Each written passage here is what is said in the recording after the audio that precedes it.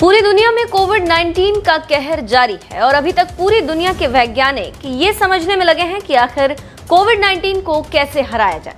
इसी बीच कोरोना का संक्रमण काफी तेजी के साथ फैल रहा है और रुकने का नाम नहीं ले रहा। इसी को लेकर अमेरिका चीन से काफी नाराज है और उसी का नतीजा है कि चीन की बड़ी कंपनियों को अमेरिका से वो निकाल रहा है। अगर अमेरिका में काम करना है तो अमेरिकी नियमों के तहत काम करना होगा।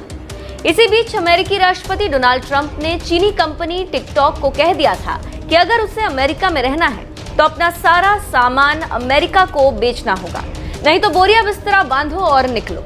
इसी को लेकर टिकटॉक ने अपना अमेरिकी बिजनेस ओरेकल को बेच दिया है और डील फाइनल होने पर राष्ट्रपति डोनाल्ड ट्रंप ने बधाई दी। इसके बाद ट्रंप ने टिकटॉक के अमेरिकी कारोबार को लेकर ओरेकल और वॉलमार्ट के बीच प्रस्तावित डील को अघोषित रूप से मंजूरी भी दे दी।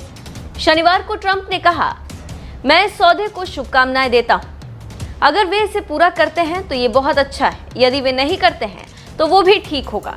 टिकटॉक डील से खुश ट्रंप ने कहा कि टिकटॉक ग्लोबल नाम से एक नई कंपनी बनेगी। ये कंपनी कम से कम 25,000 लोगों को नौकरी देगी। इसके अलावा कंपनी अमेरिकियों की शिक्षा के लिए $5 बिलियन का फंड उपलब्ध कराएगी। तो आप समझ सकते हैं कि अमेरिका क्यों खुश है। उधर टिकटॉक ने एक बयान जारी कर कहा कि टिकटॉक, ओरेकल और वॉलमार्ट की प्रस्तावित डील से हम खुश हैं। हम अमेरिकी प्रशासन के सुरक्षा से जुड़े मुद्दों और भविष्य में अमेरिका में टिकटॉक से जुड़े सवालों का समाधान करेंगे।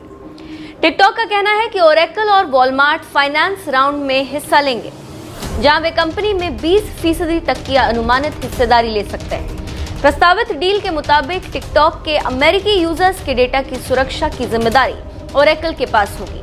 इसके अलावा अमेरिका की राष्ट्रीय सुरक्षा जरूरतों के अनुसार कंप्यूटर सिस्टम को सुरक्षित बनाएगी। साथ ही टिकटॉक वॉलमार्ट के साथ मिलकर ओरेकल कमर्शियल पार्टनरशिप पर काम करेगी। तो आप समझ सकते हैं कि ट्रंप क्यों खुश है और बाइटडांस क्यों खुश है। वहीं कई विदेशी मामलों के जानकारों का अब कहना है कि भारत में भी टिकटॉक शुरू हो सकता है।